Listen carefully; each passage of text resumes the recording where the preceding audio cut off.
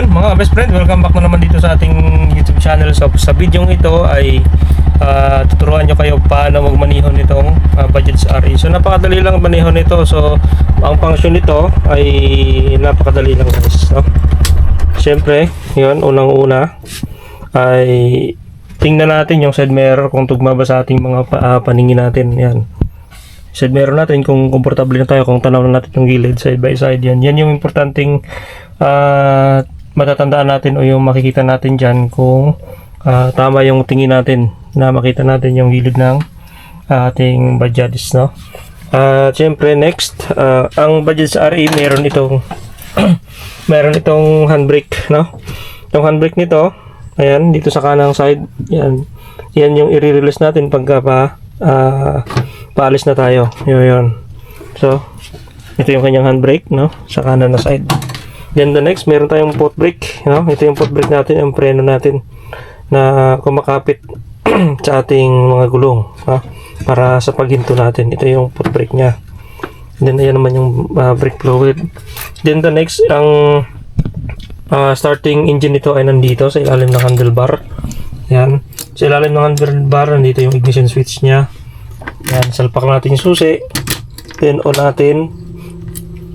Mayroong tumutunog doon na sa ECU niya. Pag in-start natin, isang pihit lang, start na yun siya. Then, importante rin, familiarize natin yung ating mga switches dyan. Yan, ito yung kanyang horn, no? Sa iba kasi dito yung horn, pero itong sa Bajaj RE dito. Dito yung horn niya, ito yung ilaw niya, yung kanyang wiper. Yan yung wiper niya. Yan. So, yan yung wiper niya. Then, dito naman yung high and low light. High and low niya, then turn light, dito yung kanyang signal light sa kaliwang side ng ating handlebar. So meron din itong clutch, yan, ito yung clutch nya, at dito rin yung kanyang gear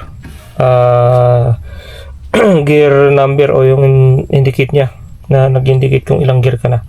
So dito lang yan makikita sa kanyang left side ng handlebar. And then the next, meron tinatawag na panel gauge o yung fuel gauge. Yan, mga indicator dyan. Ito yung speedometer nya. So pag mag-drive ko nito ay kailangan check muna yung oil. Dito kung may mga warning na nakalagay dito, kunyari kulang oil, may na yung battery, nagwa-warning naman dyan. Then yung kanyang check engine, no? So yun yung mga importanteng mapamiliarize natin bago tayo mag-drive ng tok-tok o yung bokyo. Then dito naman sa likod natin, pwede tayo magsakay ng 2 passenger hanggang 3. Yan, kaya 4 basta mga bata. Yan. So meron din dito ilaw. Yan, click lang natin to. Yan, mag-iilaw na yan siya. So ayun mga best friend, start muna natin. Yan. Isang pihit. Katulad kanina, pag sinalpak natin siya, yan, click muna natin siya. Then pitin pa natin isa, doon na yan siya mag-start. Then make sure nyo yung inyong gear ay naka-neutral. Kailangan naka-neutral muna yan bago nyo start. Yan. So sa mga baguhan, meron itong 12 volts DC output o yung pwede sa mga car charger, car cellphone charger dyan, sinasalpak. 12 volts po yan. So ayun mga ka-best friend, pag umuulan, andito yung switch ng wiper. Yan. Ito. Sorry, ito pala yung switch ng wiper natin. Yan.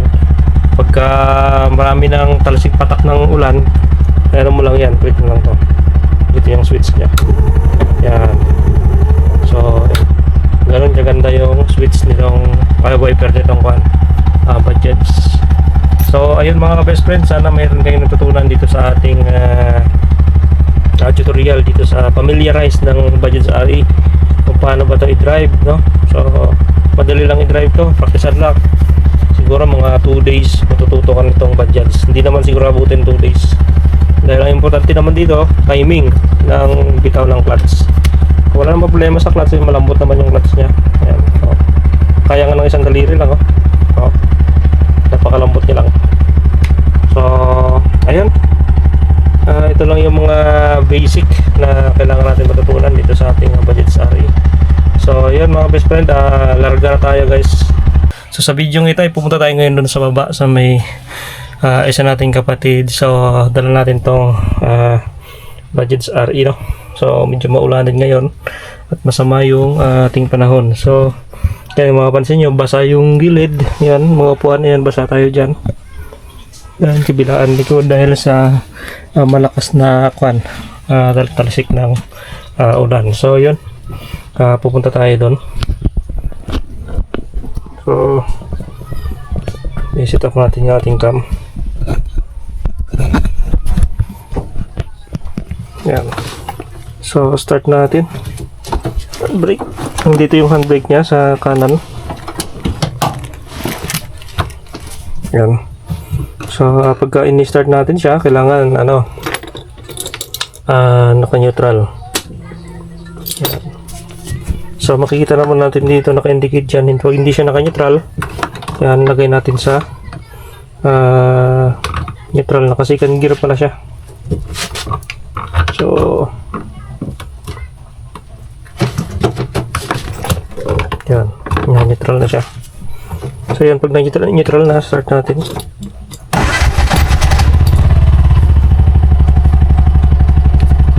Yan, matakbuhin na natin guys. So mainit naman yung makina niya na under na kanina.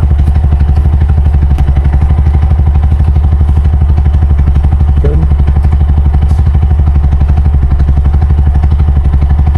Kapag atras tayo, angat natin itong kanyang reverse. Yan. Dito lang sa baba ang kanyang reverse.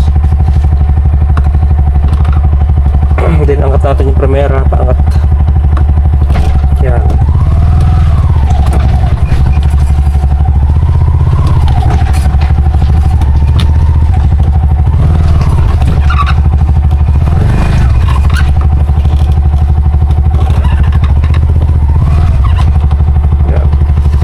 Then bitawan natin yung reverse niya. Then pagka primera natin, angat pa din yun.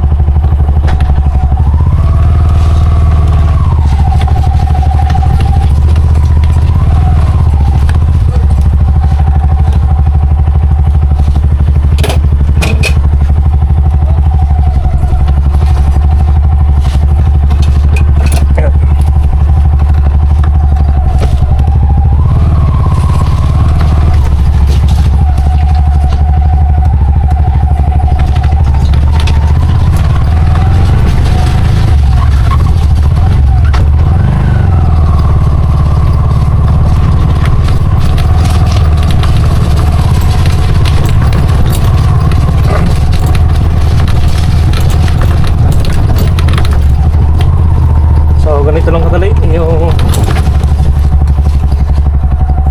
pagmamaneho nitong Bajaj.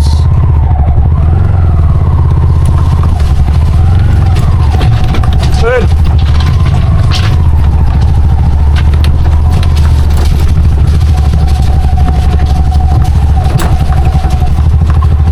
yan. Yung niya, yung primera niya at ang kanyang segunda, nasa gitna po ang neutral, no? So primera muna, then neutral and segunda o second gear nya. So ang pagmamaneho dito guys ay napaka basic lang, same din sa mga old model ng mga tok katulad ni Bajaj RE, katulad ni TBS King. Dito rin yung clutch tsaka yung gear nya. So madali lang tingnan kasi dito may guide na siya. Kaya nyo makita nyo, meron siyang guide dito 1, 2, 3, 4. Ang pinagbago lang nito sa ibang mga brand dahil yung kanyang reverse na isa baba, nasa baba yung reverse niya. Doon naman sa ibang brand sa TBS King, yung kanyang reverse nandito sa katabi ng 1, sa taas ng 1. So nandyan din yung neutral niya. So ito naman si Bajaj RE, iba siya. Nandito yung neutral niya sa gitna ng primera tsaka segunda. So ganun lang yung pag-drive. Hawakan lang natin tong clutch, then iangat natin. Yan, iangat natin siya. Yan, primera yan pag inangat natin. Yan, pag bumilis na, pwede natin kambya segunda, pababa naman. Yan, pababa naman. Tapos unti-unti natin bitawan yung clutch lever natin. So ganun lang kadali pag drive nito. Dito sa side mirror naman walang problema dahil malapad yung side mirror niya. Madali lang siya tandaan. Madali lang siya tingnan.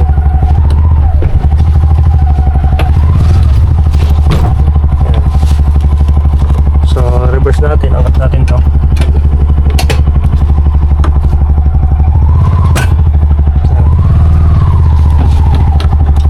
Then tanggalin natin yung reverse natin. Ayan. Primera pa rin yun. Huwag na lang natin balik sa neutral, no? So yan. Pag kinambiyan natin yan, nasa neutral tayo. Pag kinambiyan natin yan, na segunda na. Yan.